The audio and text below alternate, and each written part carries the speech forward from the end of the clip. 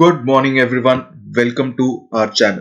In this video, we shall discuss the daily editorial analysis of The Hindu. चलिए 23 अप्रैल का newspaper उठाते हैं, देखते हैं कौन कौन से एडिटोरियल्स आपको कवर करने चाहिए। सबसे पहली चीज तो ये स्क्रिप्ट ऑफ यूनिटी आप छोड़ सकते हैं, एक्सप्लॉइटिंग अ पेंडेमिक आप छोड़ सकते हैं। Basically this talks about US की कुछ पॉलिसीज हैं जो इमिग्रेशन से रिलेटेड, उसकी चर्चा हो रही है इसमें, इसको आप छोड़ सकते हैं। Script of unity is also something जो कि ऑब्सोलीट है, आप छोड़ सकते हैं। The village is still relevant. Now this is a very important editorial. In fact एक एक सिंगल लाइन इसमें से कुछ इन्फेरेंसेस निकाल रही है। हम इसका एनालिसिस थोड़ा डिटेल में देखेंगे, थोड़ा ध्यान से इसको कवर करेंगे। अ टाइम फॉर प्लैनेटरी सॉलिडारिटी, तो आगे की दुनिया में कैसे होना चाहिए इसकी चर्चा कर रहा है। How sustainability will come into being post कोविड-19, इसकी थोड़ी सी चर्चा की गई है। इसमें से एक एनालिसिस निकल के आएगा। द वर्ल्ड बियॉन्ड, देखिए मैं ऐसे का टॉपिक आप लोगों को बता रहा हूं, मेक श्योर कि आप इसके ऊपर ऐसे लिखें एंड आप you can send us to you can send us your essays at Nyaya academy of wisdom @gmail.com। आप हमें मेल कर सकते हैं अपने एसेस को। एसे का टॉपिक है the world the world beyond the pandemic. The world beyond the pandemic, तो उसमें आपको सस्टेनेबिलिटी की बात करनी होगी, किस तरीके से अलग अलग स्ट्राटास ऑफ सोसाइटी कैसे रिकवर करेंगे इस पूरे पेंडेमिक से, ये सारी चीजों की चर्चा होगी। And what is the importance of life in the entire world, इन सारी चीजों की चर्चा करनी चाहिए आपको। There may be no going back. Now this talks about किस तरीके से चाइना जो है बेसिकली रिकवर कर रहा है फ्रॉम दी पेंडेमिक। तो नॉट एट ऑल इंपॉर्टेंट, इसमें से कोई खास चीज निकल कर नहीं आ रही है। फॉर एग्जाम्पल देर सेइंग कि रेस्टोरेंट्स में half the number of chair जो है वो लगा दी गई हैं, एंड पब्लिक ट्रांसपोर्ट, बस ट्रांसपोर्ट, ये सारी चीजें जो है बहुत स्ट्रैटिफाइड फॉर्म में, स्टैगर्ड फॉर्म में वर्क कर रही हैं। नॉट ऑल आर अलाउड, तो उसमें मार्किंग हो रही है कि कौन व्यक्ति है वो किस लेवल का, कह लीजिए कि उसको वल्नरेबिलिटी है, ये सारी चीजें not at all important as far as our exam point of view concern. हमने कोविड-19 के ऊपर बहुत डिटेल में अलग अलग तरीके से चर्चा की हुई है। Now this is one editorial जो बहुत इंपॉर्टेंट है, एक नया पर्सपेक्टिव है। In fact this was in news for a while, and उसके बाद बिकॉज ऑफ कोविड-19 ये जो न्यूज है ये डाई आउट हो गई थी, तो उसको वापस से जिंदा रखने के लिए हिंदू ने दोबारा से एक एडिटोरियल दिया है। इसमें कुछ खास चीजें नहीं निकल के आ रही हैं जो कि पहले आ चुकी हैं, लेकिन still it is worth discussing, तो इसको डिस्कस करेंगे। And then no transparency in West Bengal, this is somewhat कह लीजिए कि पॉलिटिकल है, तो इसको आप अवॉइड कर सकते हैं। चलिए शुरुआत करते हैं अपने सबसे पहले एडिटोरियल के साथ, the village is still relevant. Now village is still relevant में ये बात बोली गई है, the villages have a right to flourish as habitations with their own distinctive features. ऐसा नहीं है कि उनके पास अधिकार नहीं है, they have a right to flourish as habitations themselves. The crisis should inspire a review of past choices. अब एक चीज देखिए कि जो पब्लिक हेल्थ और एजुकेशन है, public health and education, there are two areas in which India took a decisive turn in 1990s। 1990 के समय में जब आपने एलपीजी रिफॉर्म्स लेके आए भारत के अंदर, उस समय में आप देखिए when several states decided to stop giving permanent appointment letters to doctors and teachers, हुआ क्या, बेसिकली जैसे ही एलपीजी रिफॉर्म्स आए तो सरकार को, कह लीजिए गवर्नमेंट्स को, ये लगना शुरू हो गया कि दैट इट इज बेटर कि हम परमानेंट अपॉइंटमेंट लेटर्स देने की बजाय we should go for temporary appointments and contract basis पे करना शुरू किया, पहली चीज। और दूसरी चीज, हमने ज्यादा तवज्जो किसको दी, प्राइवेटाइजेशन को। प्राइवेटाइजेशन को हमने ज्यादा तवज्जो दिया, प्राइवेटाइजेशन, ऐसे पूरा लिख देता हूं थोड़ा। नाउ अब दिक्कत ये आती है कि when we stopped giving permanent appointment letters to doctors and teachers, उसका असर क्या होता है, it allowed education to be opened up for private enterprises। this entire perspective, it was viewed as a major policy reform, it was viewed as a major policy reform back in 1990s, a necessary part of the bigger package of economic reforms। it was deemed to be very necessary, एक necessary part माना गया था। They were presented as a package offering little choice for specific areas, and the new buzz was public private partnership. इसी में आगे एक second level कह लीजिए, LPG LPG 2.0 is equal to public private partnership. तो इसको आप यूज भी कर सकते हैं अपने आंसर्स में, एसेज में, थोड़ा सा अच्छा लगता है इस तरीके के वर्ड्स यूज करना। It covered everything from roads to school, सड़कों से लेके स्कूल्स तक। अब क्या था, ऐसा एक्सपेक्ट किया जा रहा था that state would take a back seat after issuing a set of rules for private operators while the state's own infrastructure will shrink. अपने साइज को छोटा करते हुए, प्राइवेट सेक्टर को बड़ा करते हुए, सिर्फ और सिर्फ सेट ऑफ रूल्स, और जो कि आपको एनेबलिंग सेट ऑफ रूल्स होते हैं जो प्राइवेट सेक्टर को एनेबल करते हैं टू एक्ट, वो आपने बनाए, and then you can take a back seat. That was private public private partnership and LPG reforms. 1990 से ही हमारा पूरा देश जो है, and not just our country, in fact most of the countries, developing countries in the world, उन सब में ये चीजें देखने को मिल रही थी। सून enough cost effective measures became the priority in both health and education. Health और education जैसे sectors में भी cost effective measures they became the priority. Chronic shortage of functionaries, doctors, teachers, while young persons learned to wait for years for vaccines to be announced. Vaccine announce करने में सालों साल लग जाते थे। Working on short term contracts with little security और dignity became common, जैसा कि आज के दौर में हो भी रहा है। नाउ ऑल्दो, अब देखिए ये सारी प्रॉब्लम जो है ये सामने ला रहा है ये एडिटोरियल, लेकिन ये भी बात बोल रहा है कि we know that the clock can not be put back. घड़ी को आप वापस, समय को वापस नहीं ला सकते हैं। एंड ये चीज, ये एक आर्ग्यूमेंट भी है, ये एक आर्गुमेंट दिया जाता है against changing any set of norm that is already existing, and that we should not waver from the path. जिस रास्ते पे चले हुए हैं उस रास्ते पे चलते रहो, no matter what hardships people have to endure, and certain policies were specific to domain such as health and education. तो चाहे कुछ हो जाए, जो आपने पॉलिसीज जो है, वो आपने एंडेवर्स जो है वो आपने सेट आउट किए हैं, जो रास्ता आपने बनाया है उस रास्ते पे चलते रहिए, ये आर्गुमेंट देके इन सारी चीजों को जस्टिफाई किया जाने लगा था। For a long time, a view had been gathering support that villages were no more viable as sites of public investment. Public investment जो है villages में नहीं होनी चाहिए क्योंकि वो viability नहीं आती है, वो break even नहीं आता है। A generalized logic justifying and thereby encouraging immigration. तो interstate immigration को बढ़ावा देने वाला ये व्यू पॉइंट जो है ये सामने आने लगा था from rural areas to cities. And according to this logic, providing basic amenities such as running water, electricity, jobs to rural people, it becomes easier if they move to city. अगर शहर में चले जाएंगे तो शहर का जो पानी है, शहर का जो इलेक्ट्रिसिटी है, उसके जॉब्स हैं, वो रूरल एरियाज को मिल जाएंगे। सो बेसिकली इस तरीके से जो है सोच विचार बढ़ता रहा। This is a very finely written editorial. Every single word of it, I'm telling you, ये बहुत ही उम्दा तरीके से लिखा हुआ है, and this will help you in your essays. Essays में ऐसा व्यू पॉइंट लिखना बहुत काबिले तारीफ रहता है, आप इस चीज को नोट करते रहिएगा। एंड इनफैक्ट अगर आप नोट नहीं कर सकते हैं, अगर आपको दिक्कत है, तो आपको लिंक जो है इस पूरी पीपीटी का डिस्क्रिप्शन के अंदर मिल जाएगा। You can visit that description. In fact description के अंदर मैं और डिटेल्स भी आप लोगों के लिए डालता हूं, जिसमें मैं टाइम स्टैम्प्स ऐड कर देता हूं, ताकि अगर आपको कोई भी दिक्कत हो कि आप एक पर्टिकुलर एडिटोरियल देखना चाहते हैं पर्टिकुलरली, तो उसमें आप सीधे तौर पे उस टाइम स्टैम्प को जो है उस पर क्लिक कर दीजिए, तो आप सीधे उस एडिटोरियल तक पहुंच जाएंगे। ठीक है जी। अगर आपने अभी तक चैनल को सब्सक्राइब नहीं किया है तो मेक श्योर कि आप चैनल को सब्सक्राइब जरूर कीजिएगा, एंड मेक श्योर कि आप इस वीडियो को भी लाइक कीजिएगा। आप लोगों का प्यार, आप लोगों का सपोर्ट ही है जो मुझे इसी तरीके से, हमारी पूरी टीम को इसी तरीके से बेहतरीन कंटेंट आप लोगों तक पहुंचाने में मदद करता रहेगा। That is our support system. Now, with coming back to this editorial, with considerable academic support, now academicians ने भी इस thought process को support किया। क्या कहने लगे? Modernization should be the dominant paradigm of social theory. Modernization करना बहुत जरूरी है भैया। Modernization क्या है? मोबाइल फोन्स यूज करना जरूरी है, इंटरनेट यूज करना बहुत जरूरी है, प्राइवेट सेक्टर को अलाउंस करना बहुत जरूरी है।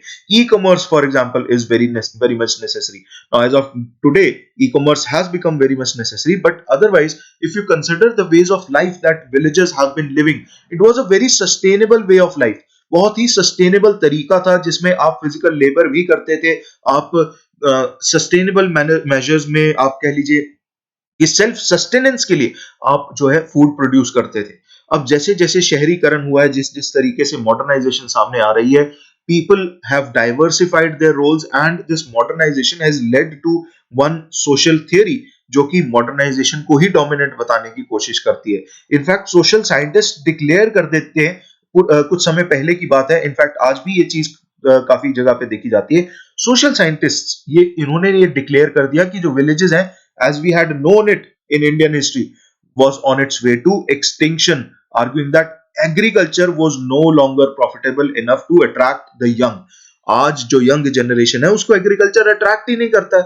उनको क्या अट्रैक्ट करता है? उनको मोबाइल फोन्स, टिकटॉक, ये वो अटरम शटरम एटसेट्रा, ये सारी चीजें अट्रैक्ट करती हैं। Now if that is the thing according to social scientist, that means agriculture is no longer a viable profitable setup, और कह लीजिए बिजनेस और एन इकोनॉमिक एक्टिविटी। और अगर ऐसा है तो मान के चलिए भैया, फिर तो हम भूखे ही मरने वाले हैं। एग्रीकल्चर को, यूथ को वापस में एग्रीकल्चर में लाने के लिए एक स्कीम गवर्नमेंट ऑफ इंडिया ने शुरू की थी, bringing youth back to agriculture. इस स्कीम का नाम क्या है मुझे कमेंट सेक्शन में बताइएगा। आप अगर कमेंट सेक्शन में बताएंगे तो मैं इस स्कीम को अपने वीकली करंट अफेयर सीरीज में अलग से डिस्कस करूंगा। This is a very important scheme.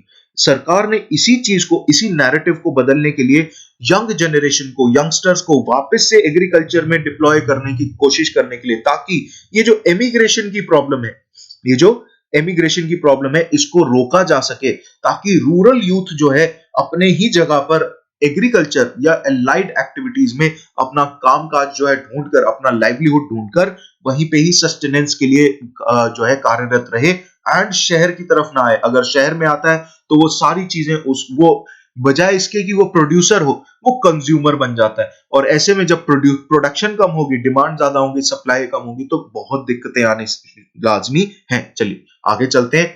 अब ऐसा कंसिडर किया गया that this is something natural and it is something inevitable in India.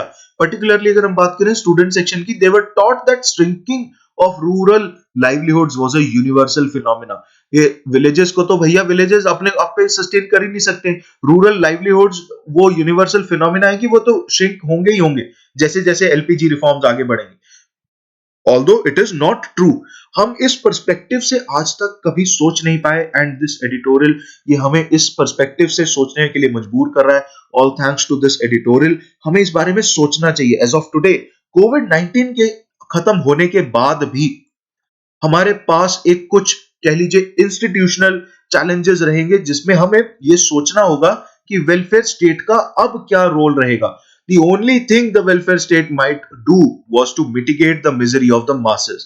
Safety nets could be thrown at them to provide subsistence level provision of food, literacy and disease control. तो इतना का काम रह गया welfare state का कि बस थोड़ा सा, जैसे कोई मर रहा है तो कोई जैसे on the brink of extinction है मान लीजिए, तो उसको सेफ्टी नेट, जैसे मछली को फेंका जाता है जाल, उसी तरीके से उसको सेफ्टी नेट फेंक के उसको थोड़ा सा subsistence level provision of food दे दिया, थोड़ा लिटरेसी दे दी, थोड़ा डिजीज कंट्रोल दे दिया। सिर्फ that is the only thing जो कि वेलफेयर स्टेट का कह लीजिए कि रोल रह गया। ये बात जो है इस एडिटोरियल में बोली, this is something which is I opening and basically जो मिथ शैटरिंग ओपिनियन है, ये यहां से निकल के आता है। वेलफेयर स्टेट का काम इससे बहुत ज्यादा एक्सटेंसिव होना चाहिए, इलैबोरेट होना चाहिए। In fact we should consider as of now कि किसी तरीके से सस्टेनेबल मैनर में आगे के वर्ल्ड को कंडक्ट किया जा सके, जहां पे पहली प्रायोरिटी हो एनवायरमेंट एंड दूसरी प्रायोरिटी हो ह्यूमंस, और तीसरी प्रायोरिटी हो इकोनॉमी हो तीसरी प्रायोरिटी। वेलबींग में अगर आप बात करें तो वेलबींग के अंदर मेंटल वेलबींग भी इंक्लूड होनी चाहिए, मेंटल हेल्थ भी इंक्लूड होनी चाहिए। Now special measures designed to select the best among rural children में से बेस्ट बच्चों को डिसाइड करना, उनको सिलेक्ट करना, एंड उसको competitive enough, whether or not they're competitive enough to survive in the urban world, ऐसा that was treated to be a mainstream strategy. Now for example, let's talk about IITs. Let's talk about various medical colleges.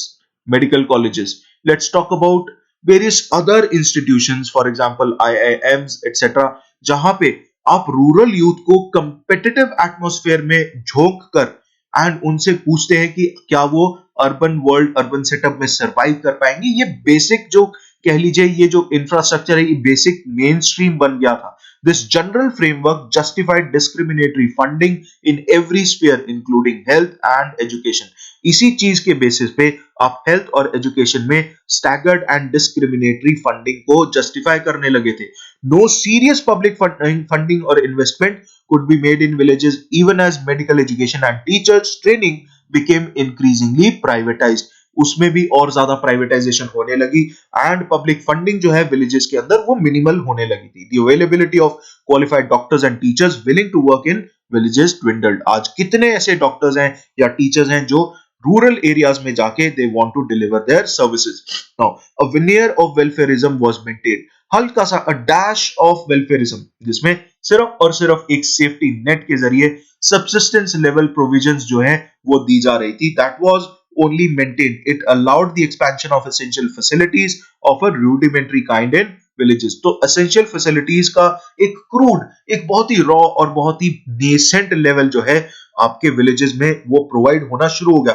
That was the only extent welfarism और welfare state had. This is the mere extent जो कि welfare state जो है villages में पहुंचा सका welfarism. Now this served this entire set of villages जो भारत के अंदर है in particular and world villages की भी अगर हम बात करें तो this served as sites for special schemes for the poors and provided minimalistic provisions. जैसा कि मैंने एक स्कीम के बारे में आपको बताया उसी तरीके से नेशनल फूड सिक्योरिटी एक्ट हो गया, मिड डे मील स्कीम हो गई, मिड डे मील स्कीम हो गई.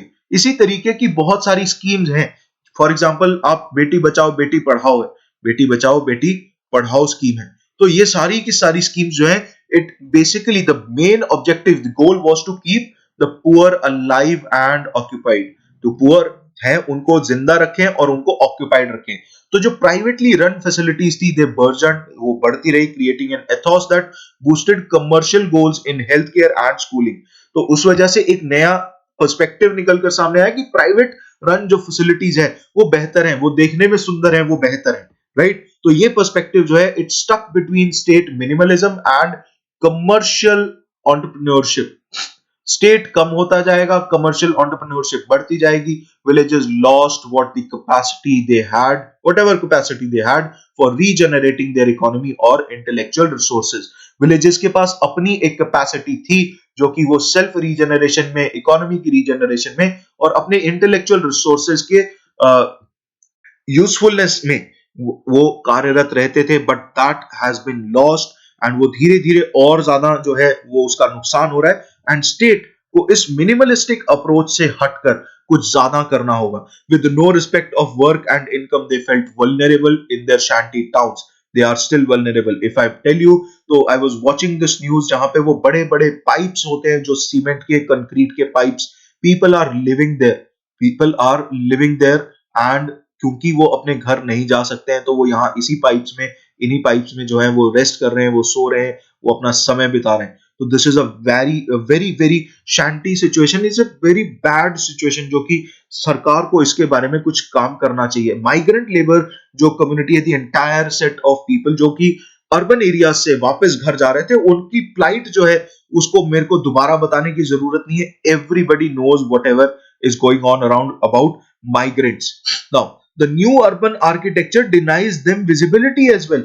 जो अर्बन आर्किटेक्चर खड़ा करने में उन्होंने मदद की, वही अर्बन आर्किटेक्चर उनको जो है विजिबिलिटी प्रोवाइड ही नहीं करता. They are invisible in this entire myriad of, कह लीजिए, jungle of urban areas.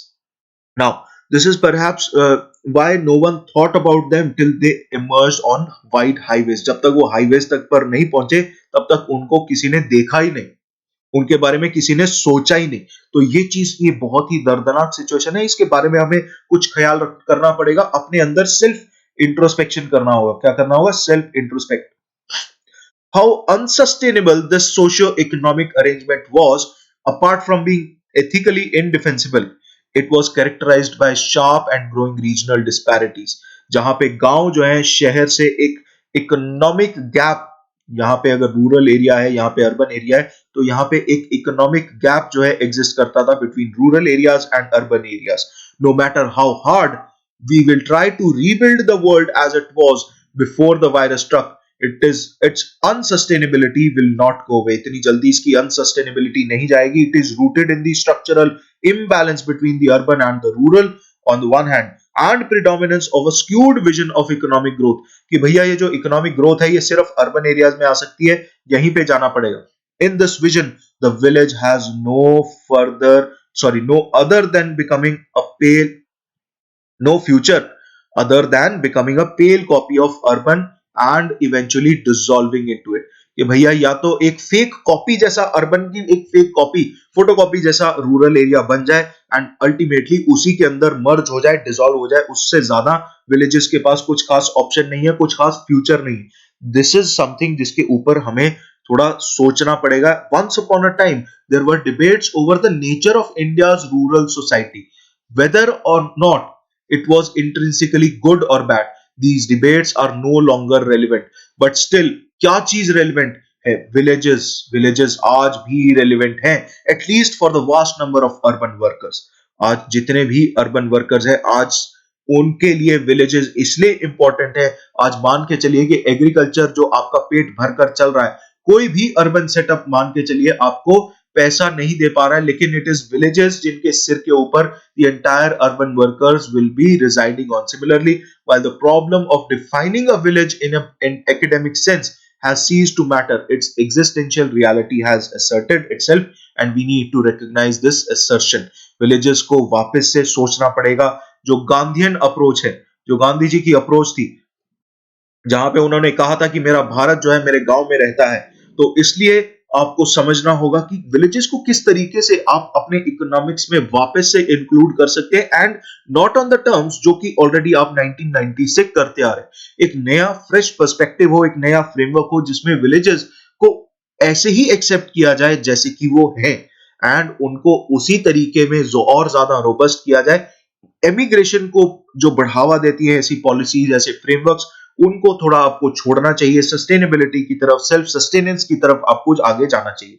If we do, we might agree to notice a problem in policies that do not acknowledge the right of villages to flourish as human habitations. क्या villages में human habitations होना क्या उनका अधिकार नहीं है? With their own distinctive future, क्या उनका अपना फ्यूचर नहीं हो सकता है? They deserve to have some new sites and forms of livelihoods. They also deserve systems of health and education that are not designed as feeders to distant centers. उनको ऐसा health और एजुकेशन नहीं चाहिए कि भैया आप यहां से उनको तैयार करके अर्बन एरियाज में भेज सकें. ऐसा नहीं होना चाहिए. Initiatives in this direction will make both cities and villages more sustainable and capable of coping with the kind of crisis we are currently facing. This is a very beautifully written editorial and I'm telling you, please make sure आप इसके points जो हैं वो जरूर लिख लीजिए. अगर आप points नहीं लिखते हैं तो आपके लिए लिंक जो है मैंने इस पीपीटी का डिस्क्रिप्शन के अंदर डाला हुआ है. मेक श्योर आप उस लिंक को फॉलो करके इस प्रेजेंटेशन को डाउनलोड कर लीजिए. अपने फॉर्म में, अपने वर्ड्स में इन सारे नोट्स को, इन सारे पॉइंट्स को लिखते रहिएगा, नोट्स बनाते रहिएगा. And if you haven't yet, please make sure आप इस वीडियो को लाइक जरूर कीजिएगा, शेयर कीजिएगा एंड वो छोटा सा प्यारा सा जो बेल आइकन है उसे जरूर दबाइएगा ताकि जब भी हम इंपॉर्टेंट वीडियोस जो है आप लोगों तक लेके आए तो आप जो है नोटिफाई हो जाए. आपके फोन पे एक छोटी सी प्यारी सी टिंग करके ऐसे घंटी बज जाए. चलिए, now moving on to the next editorial, a time for planetary solidarity. A time for planetary solidarity basically talks about कि किस तरीके से ग्लोबलाइजेशन को यूज किया जा सकता है. ग्लोबलाइजेशन को यूज कीजिए, एक कलेक्टिव एफर्ट के जरिए आप सस्टेनेबिलिटी को अचीव कीजिए. सस्टेनेबिलिटी को अचीव कीजिए. Now this editorial is written by Sujata Beravan ji and she writes on environment. तो इनके जो एनवायरमेंट से रिलेटेड एसेज कह लीजिए, आर्टिकल्स कह लीजिए, जो होते हैं बहुत ही उम्दा तरीके से लिखे होते हैं. लेट्स dig in and देखते हैं कि क्या ये एडिटोरियल कह रहा है. What we need to do is we need to focus on building shared programs of knowledge and collective welfare. This is something that this editorial talks about. 21 दिन लगते हैं कि आप एक नई हैबिट को डेवलप कर सकें. अगर आपके अंदर मान लीजिए सुबह उठने की इच्छा है और आप चाहते हैं, क्योंकि आप सुबह जल्दी नहीं उठते हैं, a person like me, it takes only 21 days. For example, I don't really get up early in the morning, लेकिन ever since I've been making these videos, I started getting up early in the morning and it has been 21 days. अब ऐसा है कि मैं जितने मर्जी बजे उठ सोऊं, मैं सुबह उसी समय उसी टाइम पे उठता हूं, इनफैक्ट अपने अलार्म क्लॉक से पहले उठता हूं। तो ऐसे ही अगर आप 21 दिन किसी भी हैबिट को प्रैक्टिस करते हैं, जबरदस्ती करते हैं, तो 21वें दिन के बाद वो आपकी एक हैबिट बन जाएगी। Now this is something that self made gurus जो है, जैसे मैं आपको बता रहा हूं, तो वो ये चीजें आपको बताते रहते हैं। लेकिन अगर आप इस क्राइसिस की बात करें, इस क्राइसिस ने इतना ज्यादा कह लीजिए मेंटल इम्पैक्ट डाला है कि we may learn quite a few things overnight.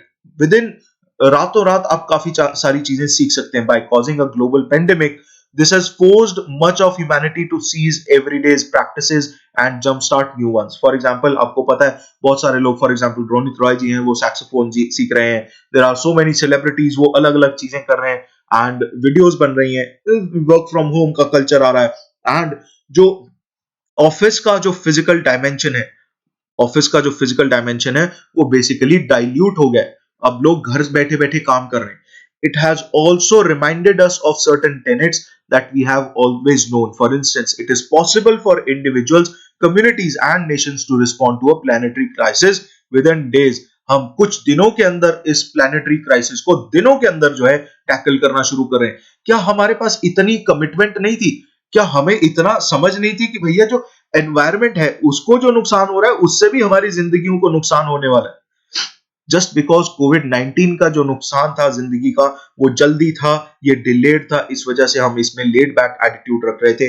This should not be the case. अब ये जो मौका है इसे हमें यूज करना चाहिए। The nature of response in different settings however depends on leadership as well, quality and strength of local institutions. ये सारा जो स्टेट का सेटअप है इसमें डिपेंड भी करेगा कि आप किस तरीके से रिस्पॉन्ड करते हैं, रिसोर्सेज कितने डिप्लॉय करते हैं, ability to deliver straightforward and meaningful messages regarding behavioral change. Now, is as in any crisis, poorest की बात अगर हम करें, डेली वेज वर्कर्स, होमलेस हो, माइग्रेंट्स हो, या फिर ऑपरेटर्स ऑफ माइक्रो एंटरप्राइजेस हो, they are the worst affected. Even in case of environment, environmental crisis की भी अगर हम बात करें, क्लाइमेट चेंज की भी बात करें, तो यही जो पुअरेस्ट हैं, यही सबसे ज्यादा वर्स्ट अफेक्टेड होते हैं। Any person whose livelihood is directly connected with their physical labor has been left with zero options unless they are somehow connected with healthcare, food and or sanitation. तो unless and until सरकार आपका ख्याल रख रही है, आपके पास zero options हैं अगर आप किसी भी तरीके से फिजिकल लेबर पे निर्भर करते हैं फॉर योर लाइवलीहुड। तो आप समझिए कि इतने सारे माइग्रेंट लेबरर्स हैं, इतने सारे वर्कर्स हैं, इतने सारे अनऑर्गेनाइज सेक्टर के हमारे कह लीजिए कि लेबर फोर्स के जो कह लीजिए कॉन्स्टिट्यूएंट वर्कर्स हैं, तो उन सब के ऊपर क्या बीत रही होगी अनलेस एंड अनटिल वो हेल्थ केयर, फूड और सैनिटेशन से के साथ सरकार के द्वारा जुड़े हुए हैं। तब तक उनका जो जीना है वो बहुत दुश्वार हुआ है। हमें इसके बारे में कुछ सोचना चाहिए।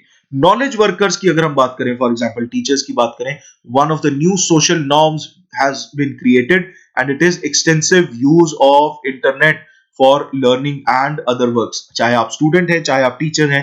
फॉर एग्जाम्पल, मैं आप लोगों को ये हिंदू एडिटोरियल एनालिसिस क्लास में बताने के बजाय मैं आपको वीडियो के जरिए बता रहा हूं through YouTube, through our channel. Now while some of this was happening earlier, पहले भी, मेरे से पहले भी बहुत सारे एडिटोरियल एनालिसिस की वीडियोस चढ़ाते थे लोग, लेकिन अभी क्या है, the scale of international video meetings, virtual classes, this is taking place right now, it is unprecedented। आज से पहले ना पहले कभी हुआ ना कभी आगे होगा, ऐसा कुछ हो रहा है। it is unprecedented in certain sectors such as accounting, desk based research and software development।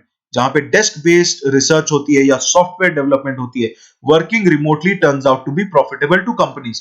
Companies को ये प्रॉफिटेबल हो रहा है, क्यों? बिजली का खर्चा नहीं, पानी का खर्चा नहीं, एम्प्लॉय को वहां सस्टेन करने के लिए चाय का खर्चा नहीं। दिस इज समथिंग जो कि I am just telling you this, but ultimately ये समझिए कि ऐसी बहुत सारी चीजें, रेंट का खर्चा नहीं। एक इंसान अगर घर बैठे बैठे सारे काम कर रहा है तो रेंट का खर्चा नहीं, इंटरनेट का खर्चा नहीं, इन सारे के सारे इंफ्रास्ट्रक्चर का कोई खर्चा नहीं है। तो it is basically profitable for companies. The drastic reduction in flights has affected the airline industries adversely. Airlines की इंडस्ट्री को बहुत एडवर्सली इफेक्ट किया। In fact in my last week के एडिटोरियल एनालिसिस की वीडियोस के अंदर I have talked about aviation industry in detail, उस video को जरूर देखिएगा। अगर आप डिस्क्रिप्शन में देखेंगे तो आप एविएशन इंडस्ट्री से रिलेटेड आप उसमें लिंक जरूर देख पाएंगे, तो आप उस एडिटोरियल को देख सकते हैं। नाउ एक चीज और हमें समझनी पड़ेगी। फॉर एग्जाम्पल अगर हम बात करें एविएशन इंडस्ट्री की, एक छोटा सा उदाहरण लेते हैं। अगर आप इकोनॉमी क्लास में फ्लाई कर रहे थे, दिल्ली से न्यूयॉर्क जा रहे थे, it use to release about 0.9 tons of carbon dioxide, 0.9 tons. This is 2 times as much in premium economy. अगर आप प्रीमियम इकोनॉमी फ्लाई करते हो तो वो टू टाइम्स हो जाता है। That mean somewhere around 1.8 tons. Now this is half of India's per capita annual emissions। एक हिंदुस्तानी सारा साल में जितना CO2 एमिट करता है, उससे आधी CO2 एमिशन जो है दिल्ली से न्यूयॉर्क, चाहे आप इकोनॉमी क्लास में जा रहे हैं, उतने में हो जाती है। और a sizable fraction of the workforce conducting tasks from home ought to be encouraged, better organized and provide more freedom for people, not less। तो कुछ लोगों के लिए, कुछ वर्क पार्ट ऑफ वर्कफोर्स के लिए ये तो work from home, hashtag work from home बहुत एनकरेजिंग है, बहुत कह लीजिए कि it is easier for them and it is desirable for them, लेकिन it should be the norm in many other sectors as well, and people could work from home at least half the time, thus reducing travel needs, reducing greenhouse gas emissions, simplifying childcare and other domestic services। Even more revolutionary approach to education and learning in is conceivable। अगर आप online schooling and college education provide करना शुरू कर देंगे without pay walls, it is already available. अगर आप बात करें तो there is one website called Coursera, then there are massive open online courses, जिसमें स्वयं पोर्टल जो है सरकार ने शुरू किया हुआ है। तो अगर आप सर्टिफिकेट चाहते हैं तो उसके लिए थोड़ा सा खर्चा होता है, but otherwise if you want to learn any new skills तो ये बहुत इजी है, फ्री ऑफ कॉस्ट अवेलेबल होते हैं। But if it were to expand to develop open access schools and universities, the scam of high admission fees can be altogether eliminated। अगर ये आप करते हैं तो हाई एडमिशन फीस को आप खत्म कर सकते हैं, कंप्लीटली एलिमिनेट कर सकते हैं।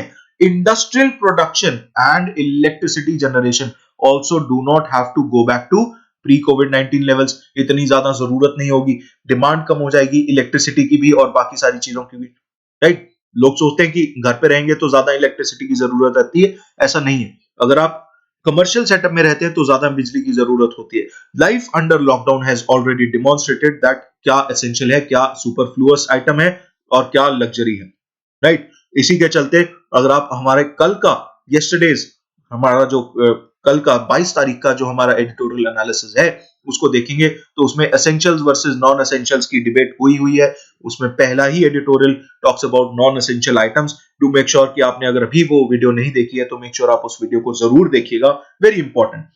Responsible consumer action and new social norms to limit the last two can make a dent on greenhouse gas emissions while promoting simpler and potentially happier ways of life।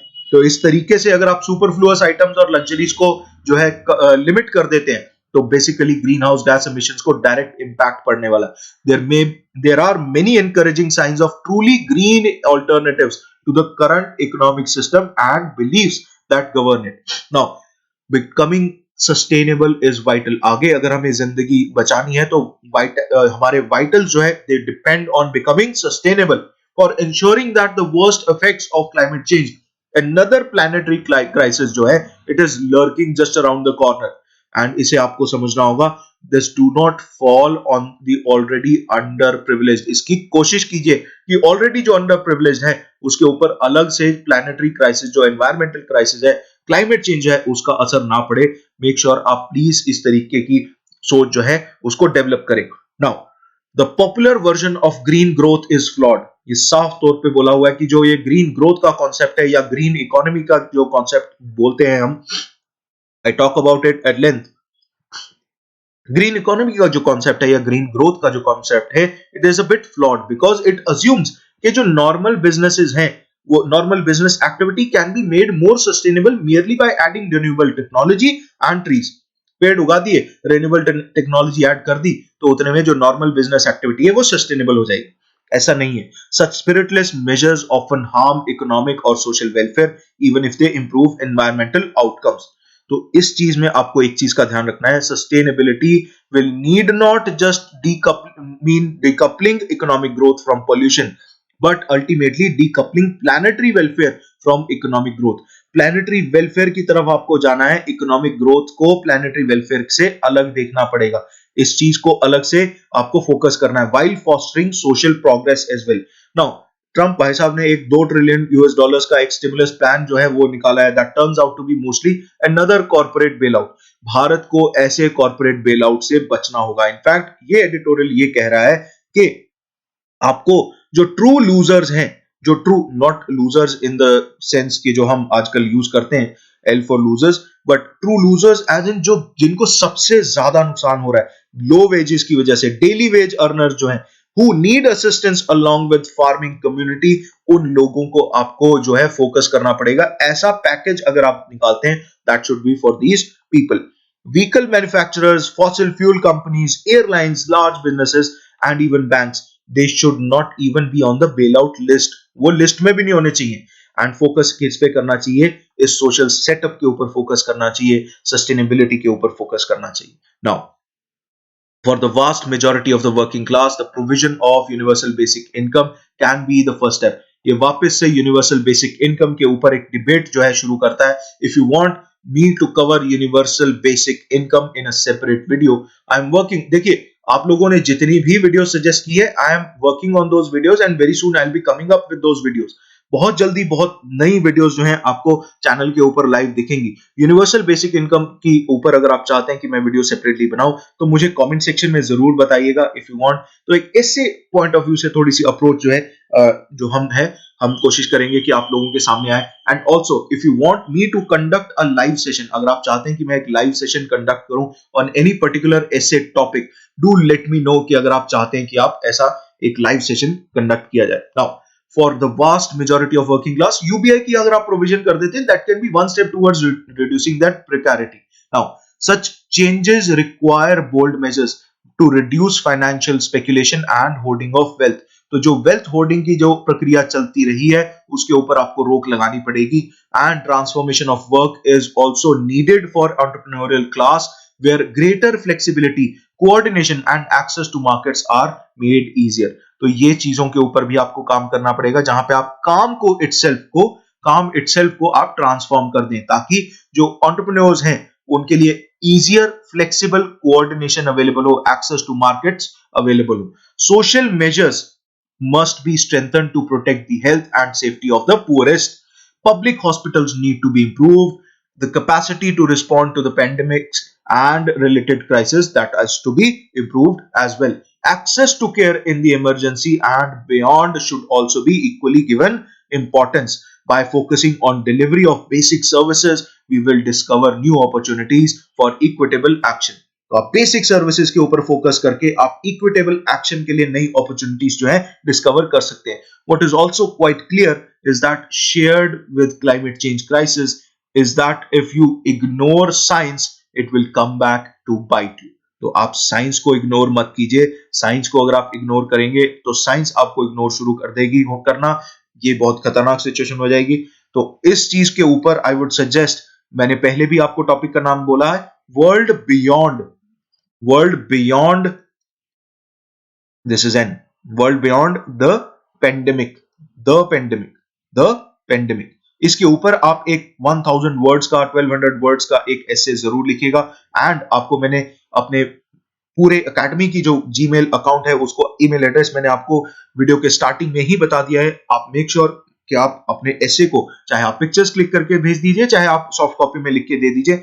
I would evaluate that and आपको उसके ऊपर I would revert back and आपको help करूंगा, कुछ pointers दूंगा आपको, ताकि आपके एसे के स्किल्स जो है वो होन हो सके। चलिए moving further to the next editorial, that is pre retirement judgments and post retirement jobs. ये एक मुद्दा है, एक इशू है। जब हमारे पूर्व सीजीआई, एक्स सीजीआई को राज्यसभा के अंदर सीट दी गई थी, उसके ऊपर ये एडिटोरियल लिखा गया है। चलिए इसमें थोड़ा सा और डिटेल में देखते हैं। देखिए ये एक एडिटोरियल ऐसा है जो कि कंट्रोवर्शियल टॉपिक के ऊपर है, तो देयर आर चांसेस कि इसके ऊपर जो है सवाल आना या ऐसे आना थोड़ा सा मुश्किल हो जाए। But yes, what you can do is कि आप इनडायरेक्टली अपने एसेज में एक आधा पॉइंटर जो है इसमें से यूज कर सकते हैं, निकाल सकते हैं। चलिए शुरुआत करते हैं इस पूरे एडिटोरियल की। Enacting a law barring appointments of retired judges by government will restore confidence in the judiciary itself। तो ये बात कहने की कोशिश कर रहा है ये editorial, constitution has been conceived to provide a pride of place to judiciary. Judiciary जो है एक, कह लीजिए एक पेडेस्टल पे बिठाया गया है जुडिशरी को कॉन्स्टिट्यूशन के अंदर। In fact chapter 4 of part 5 and chapter 5 of part 6 which deals with supreme courts and high courts respectively, उसमें कई ऐसी प्रोविजंस हैं। फॉर एग्जांपल आप जजेस की सैलरीज की बात कर लीजिए, उनकी एज ऑफ रिटायरमेंट की बात कर लीजिए, उन सब चीजों को जो है वो अफिक्स किया गया है in order to secure their independence. They can not be easily removed, उनका रिमूवल भी इतना इजी नहीं है, उनको इम्पीच करना पड़ता है। आर्टिकल 124 का क्लॉज 4, 217 का 1B, they have the power to review the legislation and strike it down as well। तो ये बहुत सारी ऐसी चीजें हैं जो कि उनकी पोजीशन इन इंडियन कॉन्स्टिट्यूशन, हमारे संवैधानिक धर्म की अगर हम बात करें, कॉन्स्टिट्यूशनलिज्म की भी अगर हम बात करें, तो उसमें एक बहुत पर्टिकुलर पेक्यूलियर पोजीशन में रखता है जुडिशरी को। They can also question the acts of executive, not just the legislative. तो एग्जीक्यूटिव के फंक्शंस को, उनके एक्ट्स को भी क्वेश्चन कर सकता है अगर वो किसी भी तरीके से आर्बिट्ररी है। इनफैक्ट अगर आप फ्रेमर्स की बात करें, framers of Indian constitution envisaged an unambitious Indian judiciary, जिसकी कोई खास एम्बिशंस ना हो, इसी वजह से उसको एक इंटीग्रेटेड मैनर में तैयार किया गया था। इसी वजह से CJI was the ultimate post, hierarchy जो थी वो फिक्स थी। चीफ जस्टिस के अंडर बहुत सारे सुप्रीम कोर्ट के जजेस, फिर उसके बाद हाई कोर्ट के जजेस, फिर लोअर जुडिशरी। तो इस तरीके से entire judiciary was created in an integrated fashion. Framers की जो सोच इसके अंदर गई थी वो इसी वजह से गई थी, जो ऐसी सिचुएशंस को अवॉइड कर सके। It was thought that on retirement from higher constitutional offices जजेस would lead a retired life, कि भैया अब 65 साल की उम्र के बाद भी आपको काम करने की क्या जरूरत है, आप आराम से रिटायर्ड जिंदगी जो है आप बिताइए। Nobody ever expected them to accept plum posts. The clear demarcation between judiciary and executive got blurred as many judges over the years began to accept posts offered by the government. Now, it is a threat to independence of judiciary. Appointment of persons who have held constitutional offices will undermine the very constitutional values of impartiality in the dispensation of justice। तो ये important points है, आप इन points को, statements को अपने copies में लिख लीजिएगा ताकि आप इन सेम चीजों को यूज कर सकें अपने आंसर्स के अंदर। It will also go against, देखिए मेरी एक पॉलिटी थ्रू एनसीईआरटी की सीरीज चल रही है, पॉलिटी थ्रू, शॉर्ट फॉर्म में लिखते हैं polity through NCERTs. If you follow that series, मैं बहुत जल्दी उसमें इंडिपेंडेंस ऑफ जुडिशरी को एनसीईआरटी लेवल से ले उठाकर एक जुडिशरी के एस्पिरेंट के लेवल तक लेके जाने वाला हूं। इंटरव्यू के अंदर जो इंटरव्यू फेस करने वाले जो एस्पिरेंट्स हैं, उनके लिए जो इंपॉर्टेंट कॉन्सेप्ट्स हैं, जो आइडियाज होने चाहिए, जो सिरके के जवाब होने चाहिए, उस लेवल तक लेके जाने वाला हूं। मेक श्योर आप उस सीरीज को तहे दिल से फॉलो करें। एंड अगर आपको पसंद आती है ये सीरीज, तो छोटा सा मेहनत कीजिए, वो जो थम्स अप वाला बटन है, अब मैं उसको बनाऊंगा नहीं, कोशिश करता हूं यहां पे बनाने की, जो ये थम्स अप वाला बटन है इसको दबा दीजिएगा ताकि मुझे पता चलता रहे कि आप लोगों का सपोर्ट मेरे साथ है। But such matters can not be left to the individual vagaries of जजेस। जजेस के ऊपर ये सारे मैटर्स नहीं छोड़े जा सकते। कौन से matters? Which, for example, clear demarcation of separation of powers जहां पे इन्वॉल्व है, no rules which stand against such appointments to Rajya Sabha, क्योंकि अगर नहीं है तो ऐसी चीजें जो हैं आपको जजेस के हवाले नहीं छोड़नी चाहिए। अगर post retirement appointments are going to undermine the confidence in the judiciary, पहली चीज, and in constitutional democracy, it is time to have a law. अब जरूरत है कि एक कानून बन जाए। अगर ऐसे ही आप पोस्ट रिटायरमेंट अपॉइंटमेंट्स देने वाले in place, either by way of constitutional amendment, चाहे अमेंडमेंट करो चाहे पार्लियामेंट्री एनैक्टमेंट से, इन सारी अपॉइंटमेंट्स को रोकना जरूरी है। जजेस can be compensated by being given their last on salaries as pensions. अगर किसी जज ने एक्स्ट्राऑर्डिनरी काम किया है तो उनकी पेंशन बढ़ा दो। Also the age of retirement for जजेस can be increase by a year और टू, 1 साल या 2 साल तक और आप उनकी रिटायरमेंट एज बढ़ा दीजिए, ये किया जा सकता है। लेकिन further appointments, for example Rajya Sabha में जैसे रंजन गोगोई जी की अपॉइंटमेंट हुई, this is something which should not be acceptable. This will only this will help you undo the damage which has been caused by post retirement jobs. It is important to remember that judges are constitutional servants, not government servants. They are not government servants. Now इसमें prelims oriented एक सवाल निकल कर आता है कि which of the following post are said to be an offices under the service of government of India, offices under service of government of India। तो ये चीजें जो है ये इंपॉर्टेंट हो जाती है। उसमें 4 ऑप्शंस दे देंगे, उसमें एबीसीडी के अंदर आपको दे देंगे 1 and 2, 1, 2 and 3, 1, 3 and 4, 4 ओनली, इस तरीके के ऑप्शंस दे देंगे। इस तरीके के सवाल आते रहते हैं, हमें इस चीज का ख्याल रखना है। Now this is the end section of our editorial analysis video. हाँ, अगर आपने नहीं किया है तो लाइक, शेयर और सब्सक्राइब जरूर कीजिएगा। शेयर कीजिएगा अपने मित्र बंधुओं के साथ, अपनी सखी सहेलियों के साथ, दोस्तों के साथ, फ्रेंड्स के साथ, एंड मेक श्योर कि आप इस पूरी वीडियो सीरीज को, हमारे पूरे चैनल के ऊपर जो भी आपको वीडियोस मिलती हैं, they are very much responsible और relevant for your entire set of examinations, चाहे वो यूपीएससी है, चाहे वो जुडिशरी है, एंड पर्टिकुलर दिल्ली जुडिशरी है। अगर आप दिल्ली जुडिशरी के लिए तैयारी कर रहे हैं तो आपको ये सारी वीडियोस जरूर देखनी चाहिए। एंड हमारा जो पूरा कमिटमेंट है that is to deliver justice to your aspirations. We want to deliver justice to your aspirations. That is what we are thriving for. And make sure कि आप हमारे इस मुहिम में अपना सहयोग दें, सपोर्ट कीजिएगा, लाइक कीजिएगा, शेयर भी कीजिएगा इस पूरी वीडियो को, हमारे चैनल को सब्सक्राइब जरूर कीजिएगा। हाँ, बेल आइकन याद है ना? तो thank you so much for watching. This is me signing off from Nyay academy. Take care, have a good day.